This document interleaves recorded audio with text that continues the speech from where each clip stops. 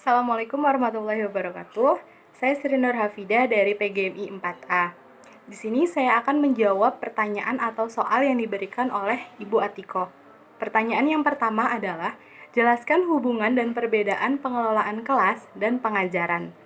Pengelolaan kelas dan pengajaran itu saling berhubungan. Keduanya memiliki hubungan yang erat dan saling berhubungan dalam terjadinya proses pembelajaran. Adanya pengelolaan kelas dan pengajaran dapat menciptakan suasana yang kondusif dan dalam penyelenggaraan proses pembelajaran, yakni dengan mengefektifkan suasana sistem belajar mengajar dan juga memotivasi siswa. Karena keberhasilan mengajar seorang guru itu berkaitan langsung dengan proses belajar mengajar, mengelola kelas, tujuan yang jelas, dapat menguasai materi, menggunakan metode yang tepat, serta guru harus bisa mencegah timbulnya perilaku subjek didik yang mengganggu jalannya proses belajar mengajar. Perbedaan pengelolaan kelas dan pengajaran adalah, pengelolaan kelas lebih merujuk pada kegiatan-kegiatan yang menciptakan dan mempertahankan kondisi yang optimal bagi terjadinya proses belajar. Penghentian tingkah laku siswa yang menyelewengkan perhatian kelas, dan menetapkan norma kelompok yang produktif, dan lainnya. Sedangkan pengajaran adalah mencangkup semua kegiatan yang secara langsung dimaksudkan untuk mencapai tujuan-tujuan yang secara langsung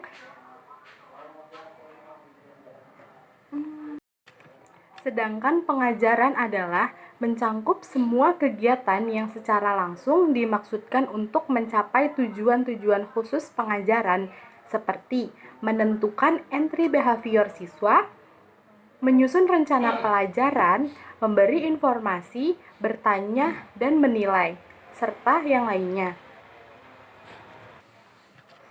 Lalu, pertanyaan yang kedua adalah, jelaskan dua keterampilan memberikan penguatan positif dan penguatan negatif, serta contohnya masing-masing. Keterampilan penguatan positif adalah suatu tindakan menyenangkan yang berupa pujian, hadiah, untuk memperkuat suatu tingkah laku yang sudah baik dengan harapan tingkah laku tersebut dapat ditingkatkan secara berulang di masa yang akan datang.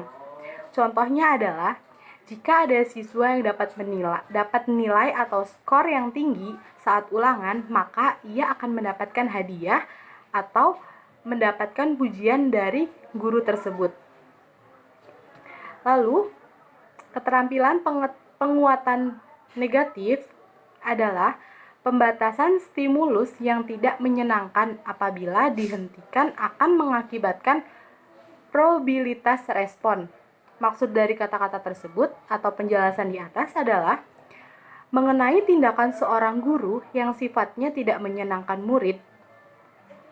Misalnya, celaan sebaiknya hilangkan karena celaan ini bukannya mendatangkan kebaikan, namun akan menimbulkan suatu tindakan yang kurang baik dari seorang siswa. Nah, contohnya adalah ketika siswa tidak mendengarkan guru yang sedang menerangkan atau sibuk bermain handphone atau sibuk mengobrol dengan teman sebangkunya, sebaiknya guru menegur siswa tersebut secara baik-baik dan tidak menggunakan kata-kata yang kasar atau kata-kata bentakan maupun kata-kata celaan untuk siswa tersebut. Lalu, pertanyaan yang ketiga adalah, bagaimana cara guru mengenali kecerdasan, minat, dan bakat siswa dalam kelas? Apa yang harus guru lakukan ketika sudah mengenali kecerdasan, minat, dan bakat siswa? Pada umumnya, anak-anak yang berbakat lebih cepat menguasai bidang tertentu dibanding anak lainnya tanpa mengeluarkan usaha keras.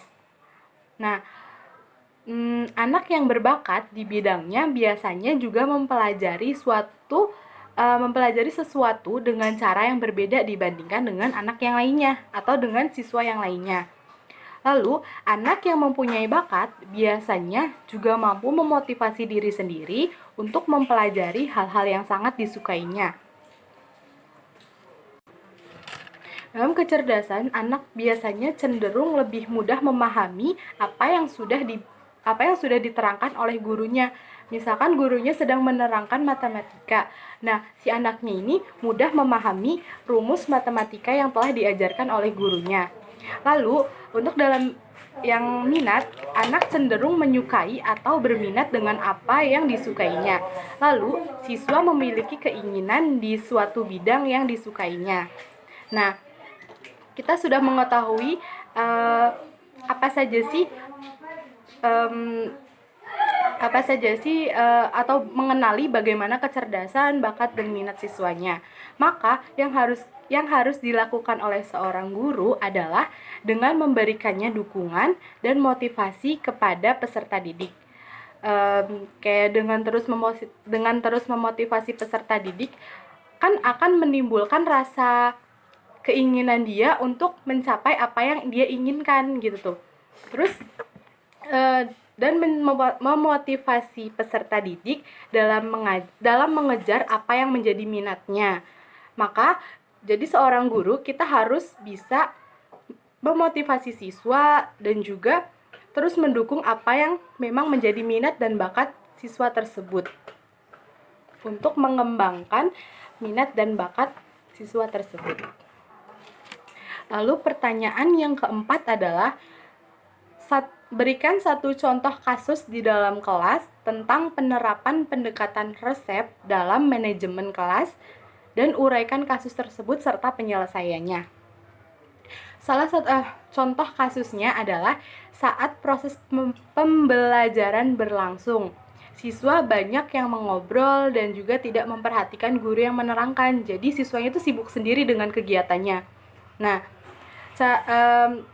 di sini penyelesaiannya gurunya itu terlebih dahulu harus introspeksi diri dulu. Apa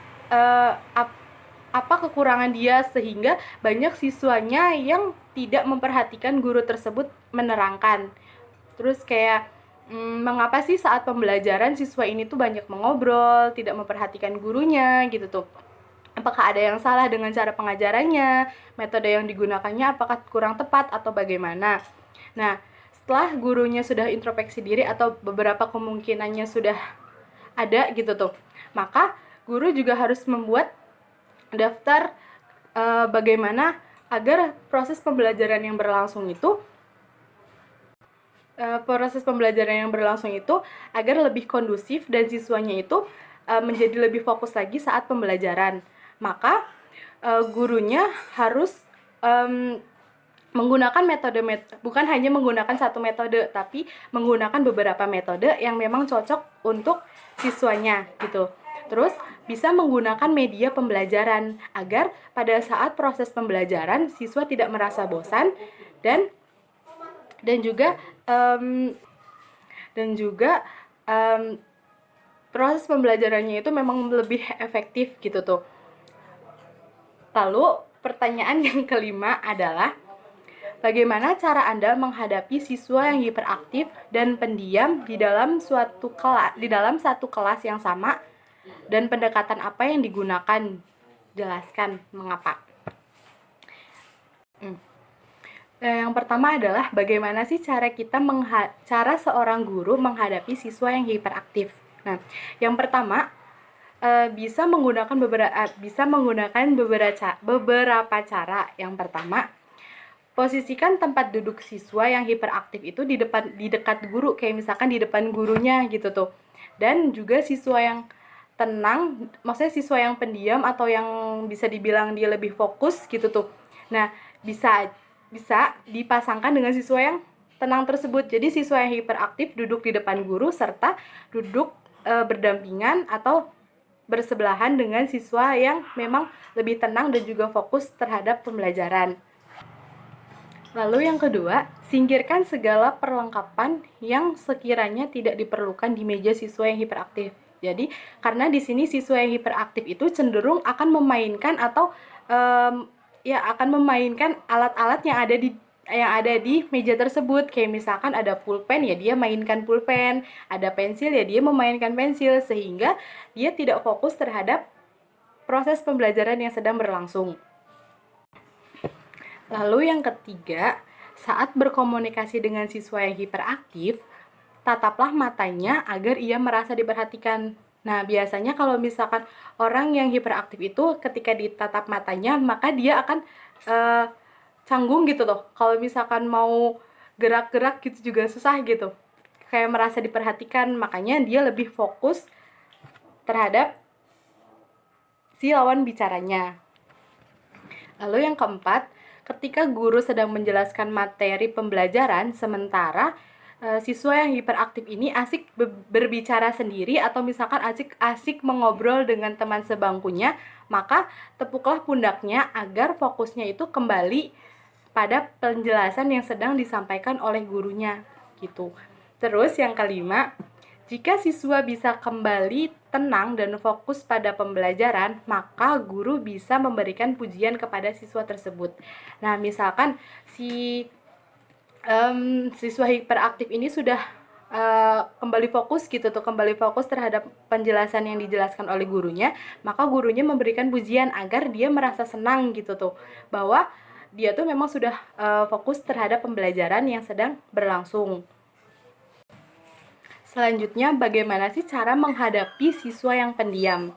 Nah, yang pertama, guru harus sering-sering mengajak ngobrol, karena biasanya siswa yang pendiam itu cenderung tidak kurang nyaman jika dia mengawali obrolan. Makanya kayak gurunya itu harus sering-sering mengajak ngobrol si siswa yang pendiam tersebut agar dia itu merasa percaya diri untuk berkomunikasi dengan orang lain serta berkomunikasi dengan gurunya. Lalu yang kedua, guru harus menggabungkan anak yang aktif dengan pendiam supaya adanya interaksi. Jadi tempat duduknya itu diatur, jangan tempat duduknya yang pendiam semua, nanti mereka diem-dieman baik. Maka menggabungkan anak yang aktif dan juga anak yang pasif atau anak yang pendiam, agar anak yang pendiam ini bisa berinteraksi, atau misalkan anak yang aktif ini dapat berinteraksi dengan siswa yang pendiam. Nah, hal tersebut membuat peserta didik atau siswa yang pendiam ini jadi lebih percaya diri untuk berinteraksi. Terus yang ketiga, guru memberikan pertanyaan kepada siswa yang pendiam supaya siswa tersebut aktif. Maka gurunya harus jangan setiap hari sih memberikan soal atau memberikan pertanyaan kepada siswa yang pendiam ini. Sesekali gurunya harus memberikan pertanyaan kepada siswa yang pendiam ini agar siswa yang pendiam ini dapat dapat percaya diri untuk menjawab pertanyaan atau berbicara di depan kelas gitu. Dan juga membuat siswa tersebut menjadi aktif di kelas. Lalu yang terakhir adalah memberikan motivasi terhadap siswa yang pasif. Nah, di sini peran guru ini penting banget gitu untuk memotivasi siswanya agar siswanya itu merasa percaya diri dengan kemampuannya gitu tuh. Terus memotivasi siswanya agar siswanya ini yang pendiam ini bisa menjadi lebih aktif gitu tuh. Karena cenderung siswa yang pendiam ini merasa tidak percaya diri dengan kemampuannya sendiri. Maka peran guru ini sangat penting untuk memotivasi siswa tersebut.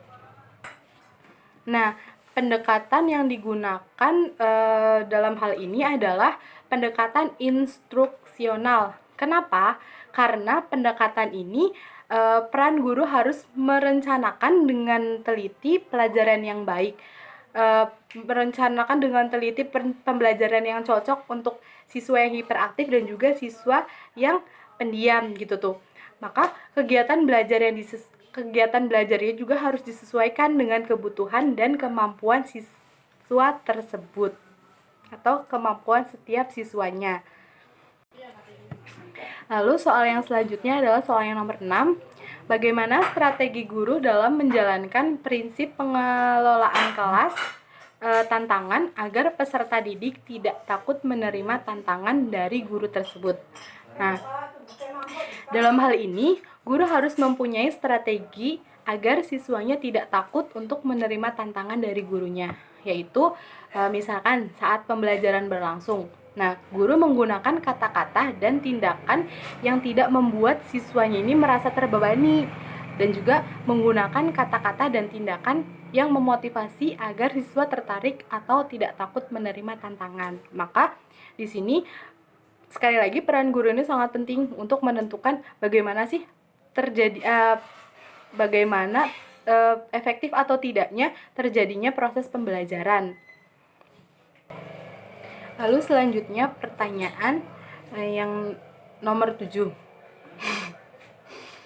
Seandainya Anda mengajar pada kelas siswa yang memiliki penyakit membusukan pada kaki dan menyebabkan bau yang tidak sedap dan banyak guru serta siswa yang mengucilkannya, bagaimana Anda sebagai calon guru mengelola kelas tersebut agar proses pembelajaran dapat berjalan lancar? Nah, di sini sebagai guru kita tidak boleh membeda-bedakan siswanya, baik dalam keadaan apapun, kondisi apapun gitu tuh. Sebagai guru itu tidak boleh membeda-bedakan. Sebagai guru itu harus adil terhadap setiap siswanya gitu. Nah, dalam hal ini siswa yang mempunyai penyakit tersebut bisa kita tempatkan di tempat duduk yang depan. Nah, dan sebisa mungkin gurunya ini juga memberitahukan kepada peserta didik yang lain untuk tidak membeda-bedakan temannya gitu tuh, untuk tetap berteman dengan siapapun walaupun memang keadaannya seperti itu. Gurunya harus tetap memberitahukan kepada siswanya gitu tuh, bahwa mengucilkan teman itu tidak baik gitu. Terus gurunya juga harus tetap melakukan pendekatan kepada siswa tersebut.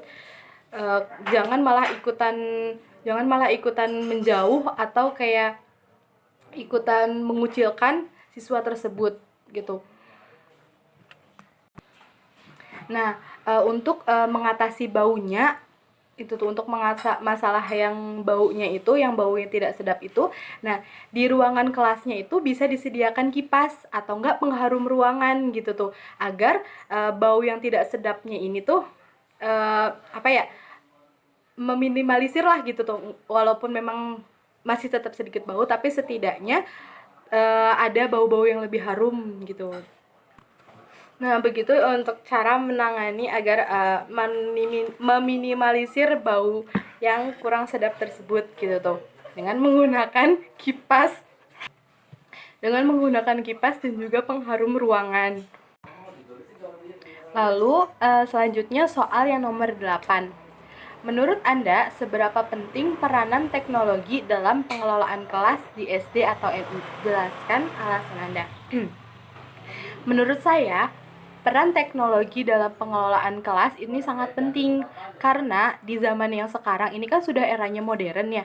Sudah eranya modern, yang dimana teknologi ini sangat diperlukan dan dibutuhkan dalam pendidikan. Termasuk juga dalam pengelolaan kelas.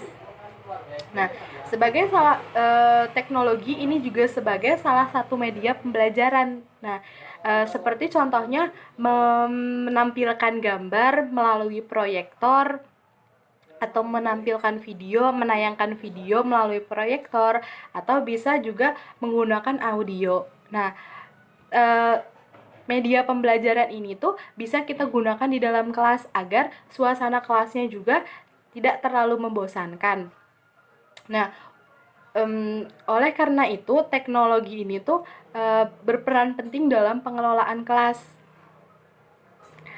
karena sebenarnya di zaman sekarang itu seorang guru ini harus dituntut mengerti teknologi, karena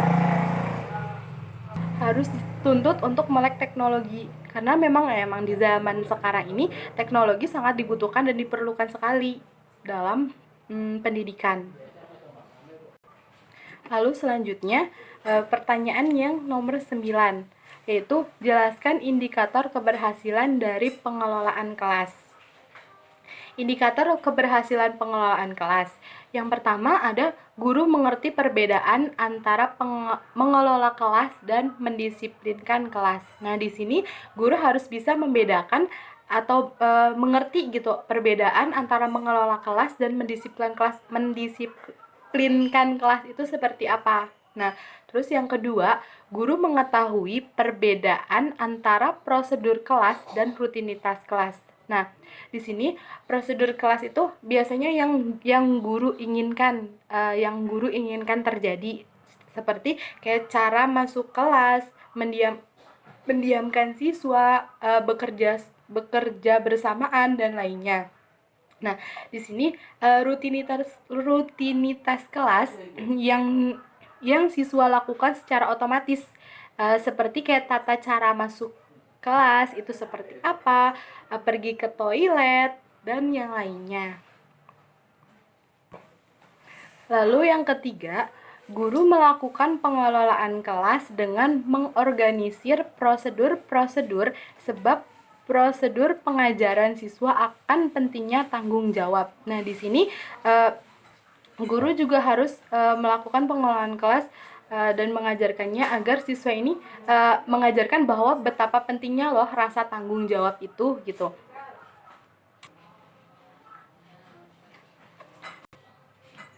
Lalu pertanyaan yang terakhir yaitu pertanyaan yang ke-10.